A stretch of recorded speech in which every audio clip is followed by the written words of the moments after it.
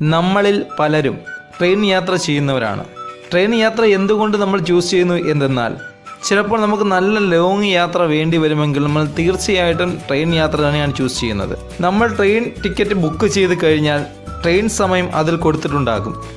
ആ സമയത്ത് നമ്മൾ അവിടെ ചെന്ന് എത്തിയാൽ ട്രെയിൻ എത്തിയിട്ടുണ്ടാകില്ല. ഇൻഫർമേഷൻ സെൻറ്ററിൽ നമ്മൾ ചോദിച്ചാൽ അവർ എന്താണ് അതിന് കാരണം എന്നവർ പറയുമെങ്കിലും കറക്റ്റ് റിസൾട്ട് കിട്ടണമെന്നില്ല. അതായത് നമുക്ക് കറക്റ്റായിട്ട് കാണാൻ കഴിയില്ല, എന്താണ് കാരണം എന്ന് കാണാൻ കഴിയില്ല.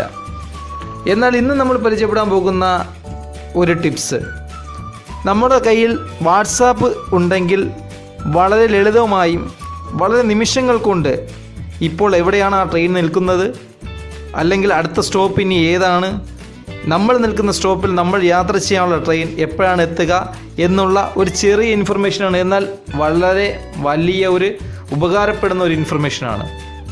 ചെറുതും വലുതുമായിട്ടുള്ള ഏത് ഇൻഫർമേഷനും നിങ്ങളുടെ മുന്നിൽ എത്തിക്കുകയാണ് ഈ ചാനൽ ഇതുവരെ ചെയ്തുകൊണ്ടിരിക്കുന്നത്.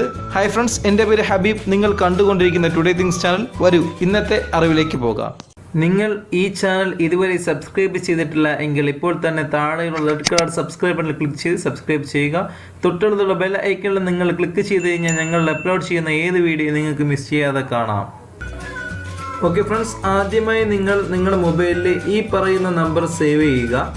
7349389104 7349389104. ഈ നമ്പർ ഞാൻ ഓൾറെഡി ഈ മൊബൈലിൽ സേവ് ചെയ്ത് വെച്ചിരിക്കുന്ന ട്രെയിൻ ലൊക്കേഷൻ എന്ന് പറഞ്ഞ് ഞാൻ സേവ് ചെയ്ത് വെച്ചിട്ടുണ്ട്. അതാണ് ഇങ്ങനെ കാണുന്നത്.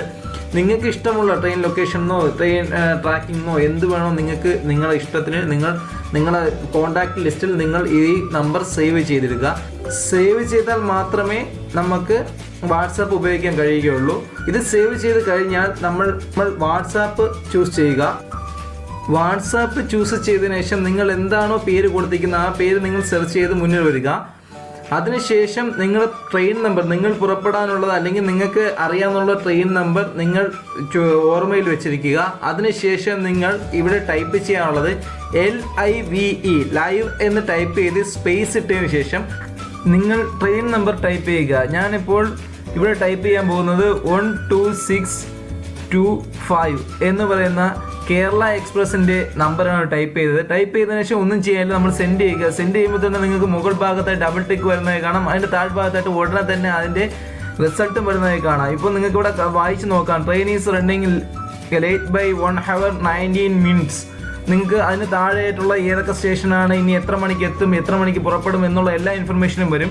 ഇനി അടുത്ത ഒരു സാമ്പിളിന് വേണ്ടി ഞാൻ ഒരു നമ്പറും കൂടി ടൈപ്പ് ചെയ്യുന്നു. വീണ്ടും LIVE ലൈവ് എന്ന് ടൈപ്പ് ചെയ്ത് സ്പേസ് ഇട്ട് 16525 എന്ന് ടൈപ്പ് ചെയ്തു. ടൈപ്പ് ചെയ്തതിനു ശേഷം വീണ്ടും ഞാൻ സെൻഡ് ചെയ്യുകയാണ്.